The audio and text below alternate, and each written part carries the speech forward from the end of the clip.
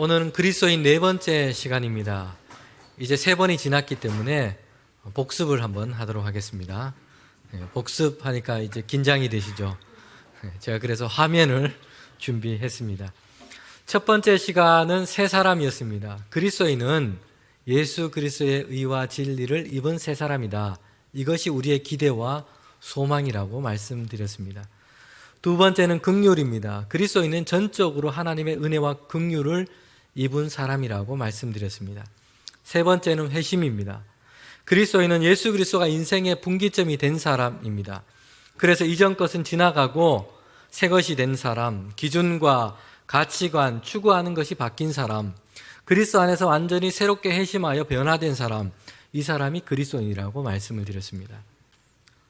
우리 성도님들 표정을 보니까 아침마다 새롭고 늘 새롭고 네. 오늘은 그리스도인 네 번째로 사명이라는 주제로 하나님 말씀을 함께 듣고자 합니다. 성도 여러분, 오늘 우리가 읽은 이 갈라디아서 말씀을 읽었는데요. 이 갈라디아서는 바울이 쓴 서신서 중에 하나입니다. 계속해서 우리는 바울의 이 서신서, 바울의 말씀을 같이 듣고 있습니다. 갈라디아라고 하는 곳은 특정한 한 도시의 이름이 아니고요, 소아시아에 있었던 지역의 이름입니다. 바울이 2차 전도 여행 때 이곳을 지나갔고 거기에서 복음을 증거하게 됩니다. 그래서 많은 사람들이 예수 그리스도를 믿었고 교회가 세워지게 됩니다. 좀 시간이 지난 후에 바울은 3차 전도 여행 때 이 갈라디아를 다시 방문하게 됩니다. 그런데 시간이 얼마 지나지 않았는데, 성도들과 교회가 세워진 지가 얼마 되지 않았는데 잘못된 가르침과 교리가 이 갈라디아 교회 안에 있었다는 것입니다. 그것은 예수 그리스도의 복음 외에 다른 것이 그들에게 덧붙여서 전해지고 있었습니다. 갈라디아 교회 안에 들어온 문제는 유대주의였습니다. 예수 그리스도의 복음 외에 그들은 유대주의를 덧붙여서 가르치고 있었던 것입니다. 그래서 예수 그리스도 외에 그들이 하나님의 백성으로 신앙과 그리고 구원의 완성에 이르기 위해서는 유대인의 정결법과 할례를 지켜야 한다, 이렇게 가르치고 있었다는 것입니다. 여러분, 예수 그리스도의 복음에 무엇인가를 덧붙이고 더해서 복음의 진리에서 그들은 벗어나고 만 것입니다.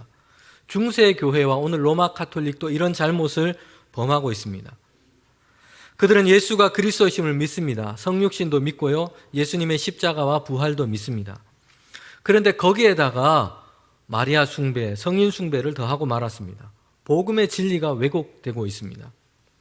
갈라디아 교회가 이런 잘못을 이미 하고 있었다는 것입니다. 예수 그리스도의 복음에다가 그들은 유대주의를 덧붙이고 있습니다. 성경이 우리에게 말씀하는 것은 가감하지 말아라 라고 명령했습니다. 갈라디아 교회는 이런 잘못된 가르침이 그들 성도들 안에 영향력을 주고 있었던 것입니다.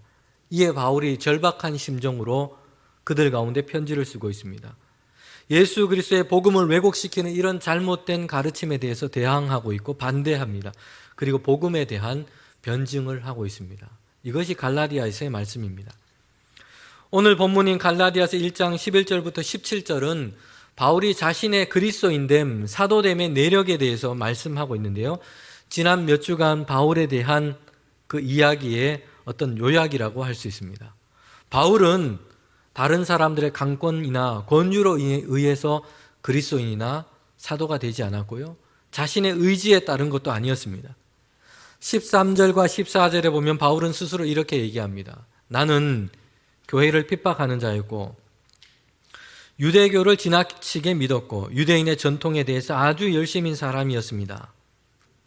그런데 바울이 어떻게 그리스도인이 되었고 사도가 되었다고 말씀하고 있습니까? 하나님께서 나를 선택하시고 그의 은혜로 부르셨습니다. 바울의 고백입니다. 여러분, 그런데 바울의 이 고백을 보면 하나님께서 언제 그를 어떻게 택정하셨냐고 고백하냐 하면 이미 태중에서 바울을 선택했다고 고백하고 있습니다. 바울 스스로가 무엇을 하기도 전에, 무엇을 계획하기도 전에, 무엇이 되기도 전에 하나님께서 바울 자신을 그렇게 선택하셨다고 말씀하고 있습니다. 하나님께서 이미 작정하시고 바울 자신을 택정하셨다고 말씀하고 있습니다. 바울이 예수님을 만나기도 전에, 그가 예수님을 믿기로 작정하기도 전에 하나님의 선택하심이 이미 그에게 이루어졌다고 말씀하고 있습니다.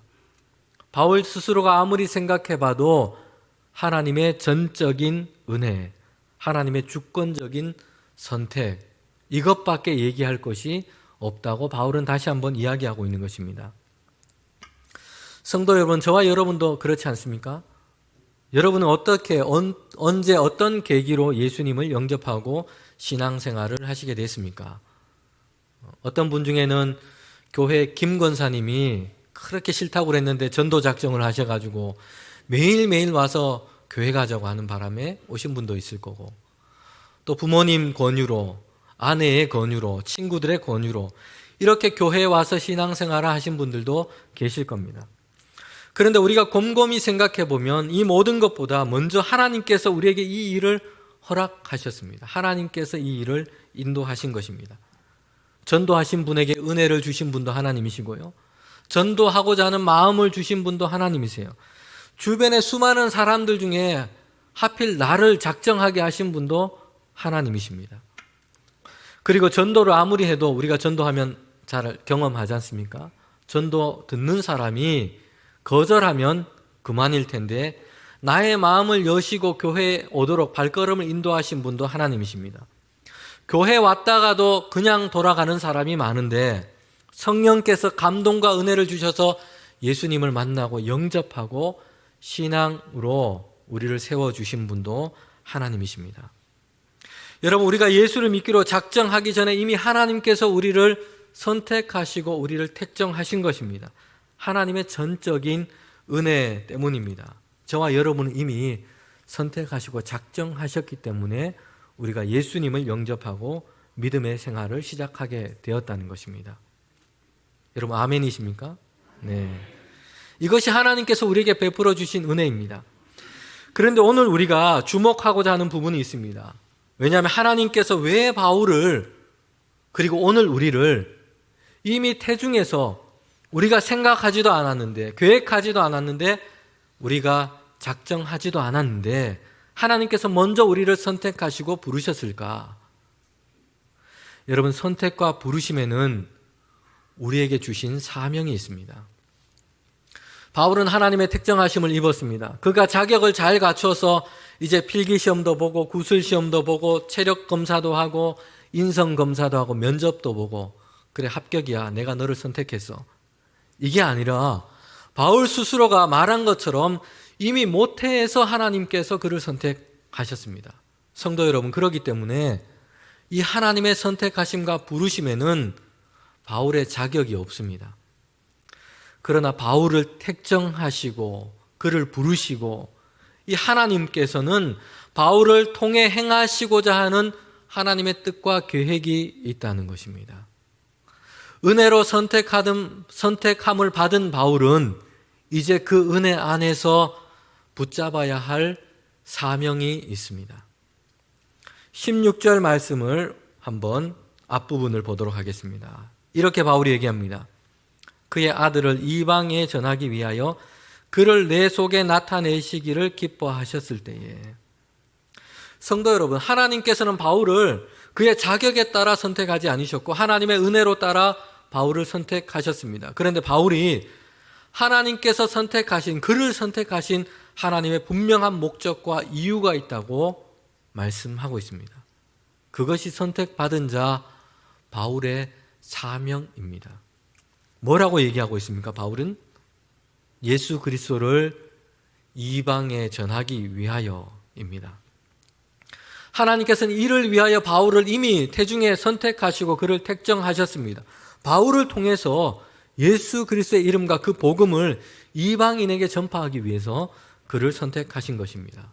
여러분, 이것이 바울이, 선택함을 받은 바울이 일생 동안 품고 그의 생명조차 아깝지 않다고 하며 달려가게 했던 사명이었습니다. 하나님의 부르심과 선택에는 우리에게 비롯된 그런 자격은 없지만 우리가 붙잡아야 할 사명이 있다는 것을 우리는 기억해야 합니다. 성도 여러분, 사도행전이 말씀하는 바울의 회심의 사건을 우리가 다시 한번 살펴봅시다. 바울은 다메섹에서 빛 가운데 임한 예수님을 만났죠. 이 사건은 바울의 인생에 있어서 분기점이었습니다. BC와 AD가 나누어지는 그런 분기점이 되었습니다. 성경 말씀에 보면 하나님께서는 바울을 회심하기 전에 이미 다메섹에 그를 위해서 한 사람을 준비시켰습니다. 아나니아라고 하는 신실한 사람이었습니다. 그가 기도 중에 하나님의 음성을 듣게 됩니다. 다소 사람 바울을 찾아가라는, 그리고 그에게 안수하라는 주님의 음성이었습니다. 성도 여러분, 바울은 이미 그 당시 예수 믿는 사람들에게는 악명이 높았습니다. 예수 믿는 사람을 박해하는 사람, 악기와 혈기가 가득해서 다메섹을 향해서 주님 믿는 사람을 붙잡으려고 오고 있는 사람, 이 사람으로 바울은 이미 다메섹에 있는 모든 예수 믿는 사람들에게 소문이 자자했습니다. 여러분, 그런데 아나니아에게 주님께서 오셔서 주신 말씀이 그 바울을 찾아가라는 것이었습니다. 그에게 기도하라는 것입니다. 여러분, 위험한 일이죠. 이해할 수 없는 일입니다.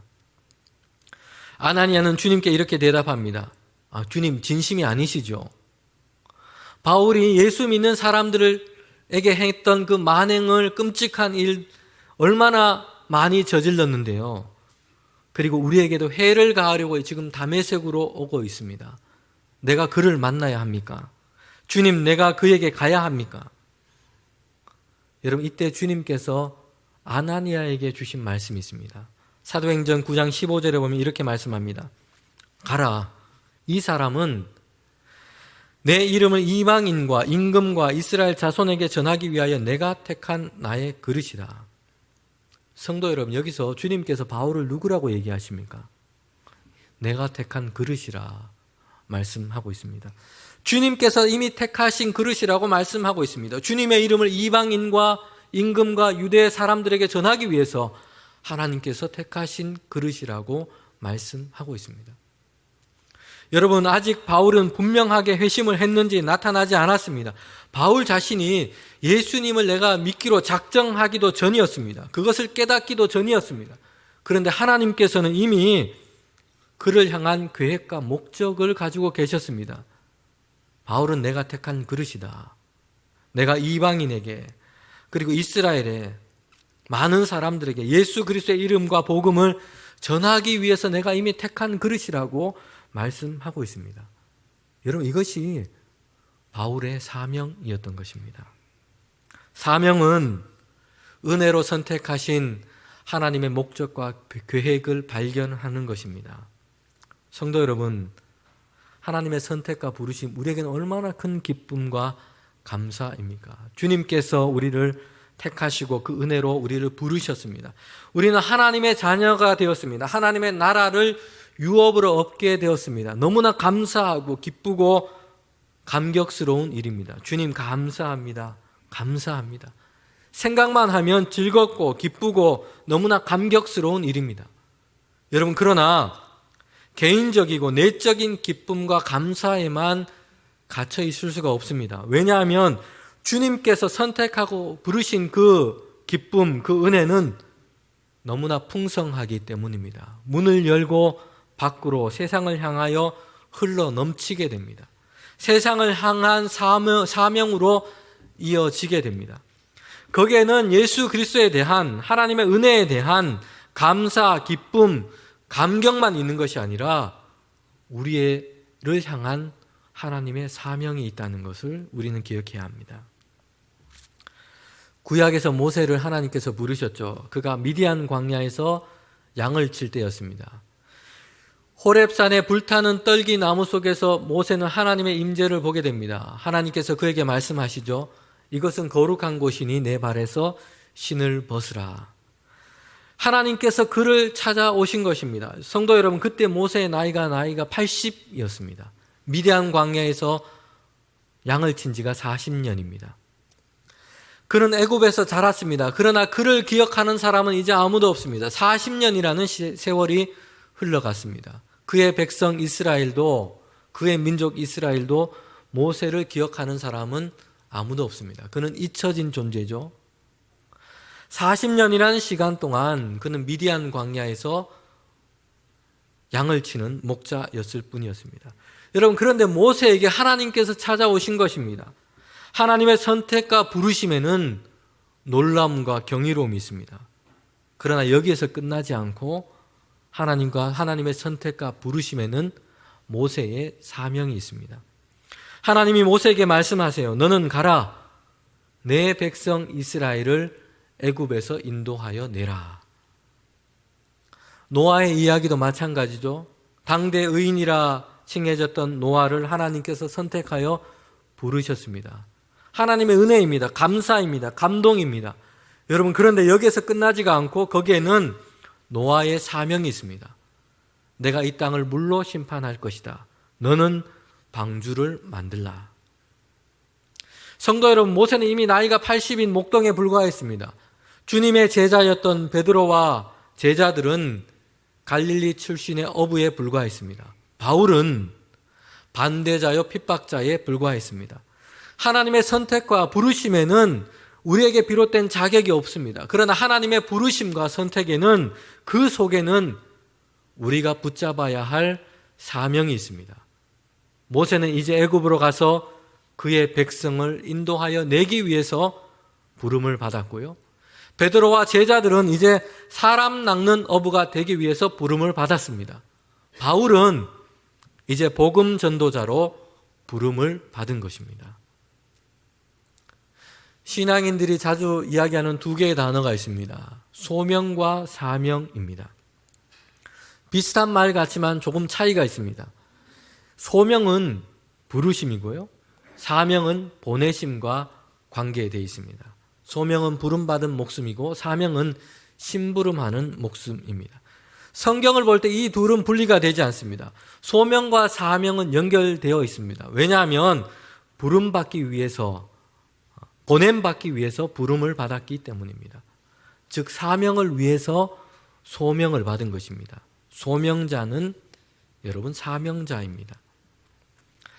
성도 여러분, 그렇다면 이제 하나님의 택정하심을 입은 바울의 사명이 뭐라고 얘기하고 있습니까? 오늘 본문인 1장 16절 앞서 읽었던 이 말씀을 다시 한번 보겠습니다.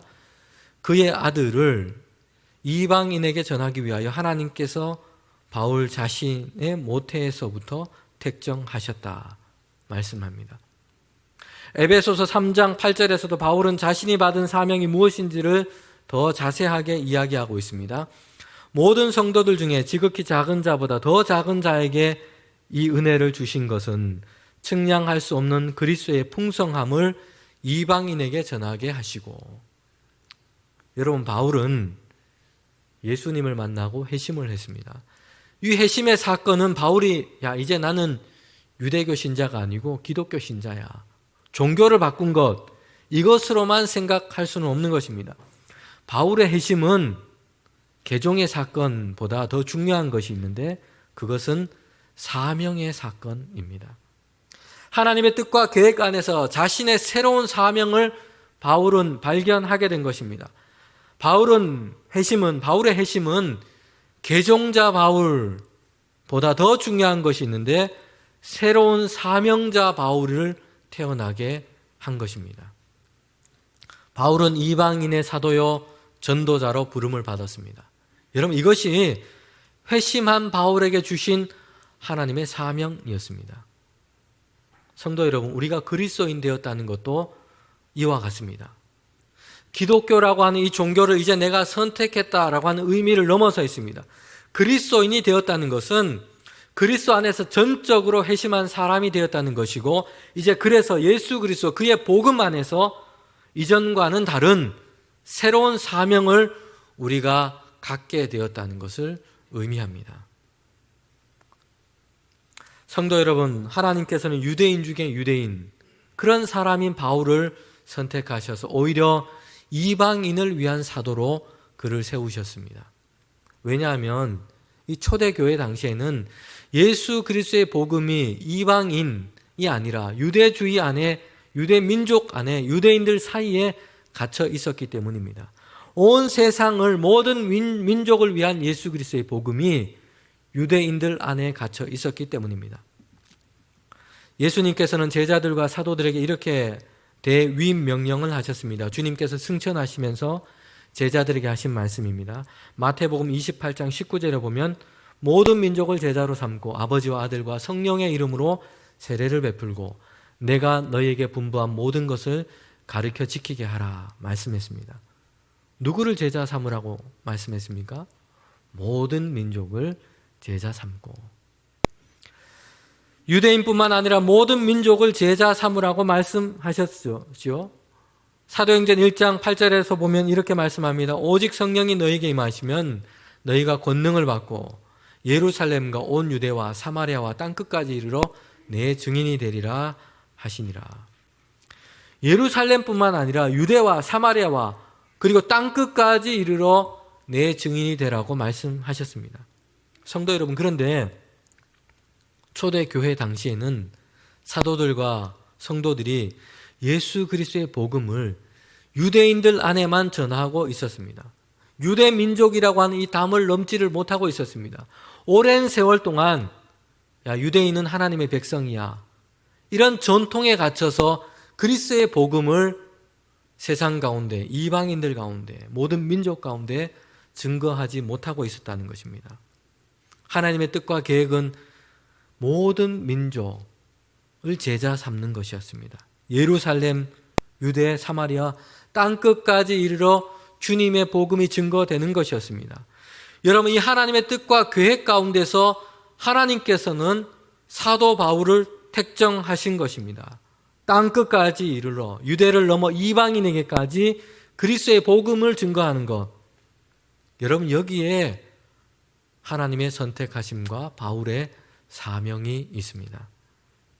사명은 이렇게 하나님께서 우리를 선택하시고 부르신 이유와 목적을 생각할 때에 드러나게 될 것입니다. 바울은 자신이 받은 이 사명이 누구에게로부터, 어디에서부터 오는지를 분명하게 밝히고 있습니다. 사도행전 20장 24절에 보면 나의 달려갈 길과 주 예수께 받은 사명, 곧 하나님의 은혜의 복음을 전하는 일을 마치려 하면은 나의 생명을 조금 더 귀한 것으로 여기지 아니하노라. 성도 여러분, 바울은 자신의 그 사명, 일생과 생명을 걸고 붙잡고 있는 그 사명이 누구에게로부터 시작되었다고, 누구에게로부터 받은 것이라고 말씀하고 있습니까? 주께로부터 받은 사명 얘기합니다. 바울과 그리스도인이 품어야 하는 사명은 사람들이 일반적으로 가지고 있는 목표, 계획, 목적, 여기에 근거를 두고 있지 않고요, 하나님의 계획과 뜻에 근거를 두고 있는 것입니다. 하나님께서 예수 그리스도를 통하여 우리를 선택하시고 부르신 그 부르심에 근거를 두고 있습니다. 주께로부터 받은 사명입니다. 성도 여러분, 많은 그리스도인이 직업은 있지만 주께로부터 받은 사명이 없는 경우가 많습니다. 이것 없이 살아가는 경우가 많습니다. 직업을 얻기 위해서 대단히 노력을 하고 수고를 하고 하나님께 간구하고 기도합니다. 그러나 주께로부터 받은 이 사명 얻기 위해서 기도하고 간구하는 것은 드물다는 것입니다. 하나님께로부터 얻고자 하는 소원은 있지만 하나님께로부터 온 사명 없이 살아가는 경우가 많다는 것입니다. 여러분, 이것이 오늘 그리스도인과 교회가 힘을 잃고 연약한 이유입니다. 사명이 우리를 살게 하고 사명이 낙심하지 않게 하고요, 사명이 포기하지 않게 합니다. 모든 상황 가운데서 사명이 우리로 하여금 달려가게 하고 믿음의 선한 싸움을 싸우게 합니다. 여러분, 바울은 하나님께로부터 받은 이 사명 때문에 달려간 사람이었습니다. 지난 설교에 말씀드린 것처럼 일생 동안 복음 전도를 위하여 약 7만 킬로미터를 이동했습니다. 매일매일 10km가 넘는 거리를 복음 증거하기 위해서 그렇게 이동했다는 것입니다. 여러분, 그에게는 어려움과 장애가 없었을까요? 낙심되는 일이 없었을까요? 그만두고 싶어하는 마음이 생기지 않았을까요? 그에게는 그런 것들이 너무나 많았습니다. 그러나 그에게는 사명이 있었기 때문입니다. 죄수의 신분이 되어서도 로마 가기를 오히려 기뻐했습니다. 왜냐하면 로마에 이르기까지 그는 예수 그리스도의 이름과 복음을 증거할 수 있었기 때문입니다. 주께로부터 받은 사명 때문이었습니다. 그 사명을 끝까지 그는 붙잡고 놓지 않은 것이었습니다. 사도 바울이 쓴 모든 서신서는 여러분 동일한 문구로 시작합니다. 그의 사명 선언입니다. 여러분, 그리고 바울은 자신이 누구인지를 말할 때에 항상 이 말씀을 하고 있는 것입니다. 다른 것을 얘기하지 않고 바울은 내가 누구이다 얘기할 때 그의 사명을 얘기하고 있습니다. 성도 여러분, 사명으로 이제 우리는 우리가 누구인지를 설명할 수 있어야 합니다. 이 바울의 사명 선언을 한번 살펴볼까요? 로마서 1장 1절에 보면 그는 자신을 이렇게 소개합니다. 예수 그리스도의 종 바울은 사도로 부르심을 받아 하나님의 복음을 위하여 택정함을 입었으니.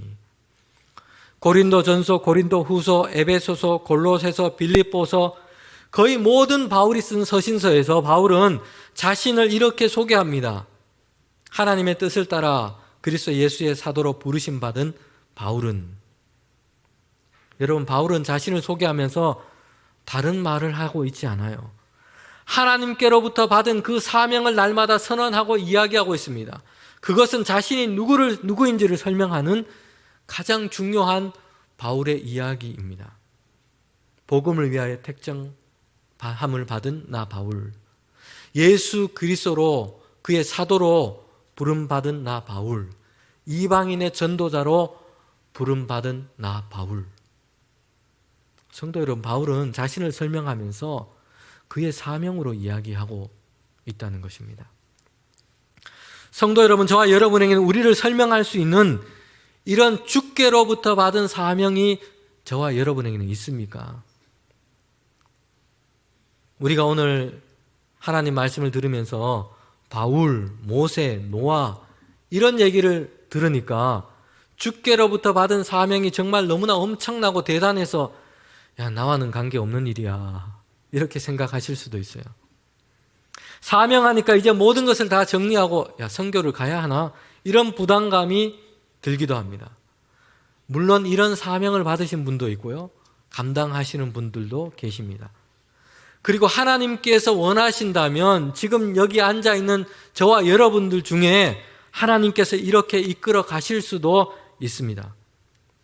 성도 여러분, 그러나 주께로부터 받은 이 사명은 많은 경우 우리의 일상과 직업을 버리는 것에서부터 시작되지 않습니다. 오히려 우리의 일상과 직업이 하나님께서 나를 보내신 자리라는 것을 깨닫는 데서부터 시작됩니다. 우리는 꼭 이걸 기억해야 합니다. 종교개혁이 이루어낸 중요한 역할 중에 하나는 그리스도인의 소명과 사명이 일상, 직업, 그들의 삶의 자리까지 확장되었다는 것입니다. 종교개혁자 마르틴 루터는 이렇게 이야기했습니다. 하녀가 주께서 주신 사명으로 요리와 청소를 하고 집안 일을 한다면 그 일은 수도사들과 수녀들이 행하는 성결과 금욕보다 더 거룩한 일이다. 주께서 주신 사명으로 한다면 세상에서 하나님을 섬기는 일 아닌 것이 없을 것이고 교회뿐만 아니라 집, 부엌, 광, 작업장, 논과 밭까지도 하나님을 섬기는 장소가 될 것이다. 성도 여러분, 베드로전서 2장 9절에 보면 하나님께서 우리를 택하신 그 이유를 너무나 잘 설명하고 있습니다. 이렇게 말씀하고 있어요. 여러분, 하나님께서 택하신 사람입니다. 제사장의 이 일이라는 고귀한 사명을 감당하도록 선택받았고 거룩한 백성이 되도록 선택받았습니다. 하나님의 일을 하고 하나님을 위해 말하는 그분의 도구로 여러분은 선택받았습니다. 여러분, 왜 하나님께서 이렇게 우리를 택정하셨다고 말씀합니까? 뒤에 이어서 이렇게 말합니다. 그것은 하나님께서 여러분을 위해 밤낮으로 행하신 특별한 일 때문입니다. 아무것도 아닌 자에게 중요한 자로, 거절당한 자에게서 받아들여진 자로 바꾸신 그 일을 다른 사람들에게 전하게 하시려는 것입니다. 성도 여러분, 그리스도인 우리에게 우리 자신을 설명할 수 있는 주께로부터 받은 사명이 있습니다. 교회뿐만 아니라 가정, 직장과 일터에서 우리는 살아갑니다. 어디에서 무엇을 하든지 하나님의 일을 하고 하나님을 위해 말하는 주님의 도구로 살아가도록 저와 여러분을 부르셨다는 것을 우리는 기억해야 합니다. 한 주간 보내면서 주께로부터 받은 사명 무엇인지 곰곰이 생각하며 기도하는 저와 여러분이 되기를 원합니다. 하나님께서 우리의 눈을 열어서 우리 각자에게 주신 귀한 사명을 깨닫게 해주시기를 원합니다. 우리가 살아가는 그곳에서, 하나님께서 보내신 그곳에서, 보냄받은 그곳에서 하나님의 일을 하고 하나님을 위해 말하고 하나님의 도구로 살아가는, 주께로부터 받은 사명을 감당하는 저와 여러분 한 주간의 삶이 되기를 원합니다. 함께 기도하시겠습니다.